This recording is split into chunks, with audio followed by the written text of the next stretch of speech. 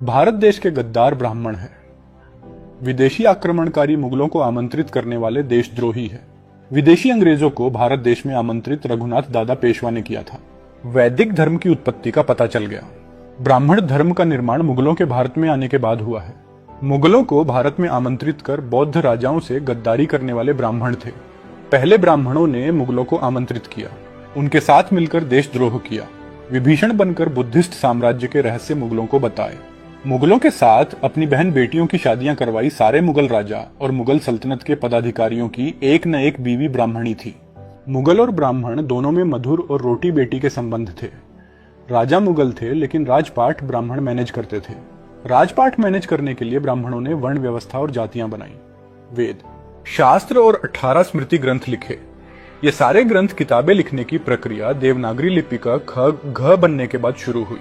सारी ब्राह्मणी किताबें मुगलों के मार्गदर्शन में देश की जनता का शोषण करने के लिए लिखी गई थी। इसीलिए ब्राह्मणों को भारत की किसी भी प्राचीन भाषा का ज्ञान नहीं था। कोई भी सम्राट अशोक के समय का शिलालेख ये नहीं पढ़ पाए। ब्राह्मणों ने मुगलों के साथ मिलकर बुद्धिस्ट साधुओं का नरसंहार किया, उनके मंदिर विहार तोड़े, उन पे कब्जा किया, बौद्ध विहारों को वेश्यालय बना दिया। मुगलों के लिए राजपाट मैनेज करते करते ब्राह्मणों ने बौद्ध जनता को गुलाम शूद्र ओबीसी बना दिया, जिन्होंने गुलामी के खिलाफ विद्रोह किया। उनको अछूत एससी बनाया। बौद्ध योद्धाओं को जंगलों में खदेड़ दिया। फिर मुगलों की चापलूसी करने के लिए अल्लाह उपनिषद लिखा। अकबर को ब्राह्मण घोषित किया।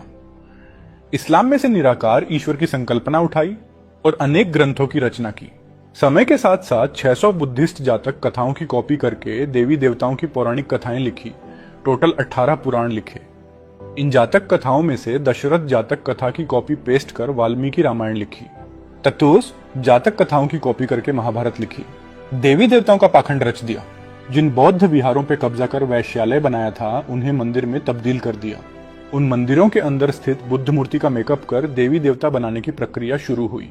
मुगलों के निर्देश पर राजपाट चलाने वाले ब्राह्मणों ने एससी, एसटी, ओबीसी, एनटी से शिक्षा का अधिकार छीन लिया था। सिर्फ उनके काम के अनुसार शिक्षाएं देते थे। इसलिए ये सांस्कृतिक परिवर्तन करने में ब्राह्मण सफल हुए। मुगलों के समय से एससी, एसटी, ओबीसी, एनटी, क्षत्रिय, वैश्य से शिक्षा का अधिकार छीन लिया गया था। इसी अज्ञान के युग में देवनागरी लिपि बनी और सारे ग्रंथ लिखे गए। इसी समय ब्राह्मण धर्म का निर्माण हुआ। क्षत्रियों के राजघराने को सिर्फ घुड़सवारी, युद्ध कला और पौराणिक कथाएं पढ़ाई जाती थी। बाकी क्षत्रियों को पढ़ाया नहीं जाता बल्कि अज्ञानी बैल बनाकर लड़ाया जाता था। सिर्फ अमीर वैश्यों को पौराणिक देवी देवताओं की कथाएं पढ़ाई जाती थी। सबको शिक्षा का अधिकार अंग्रेजों के समय में मिला।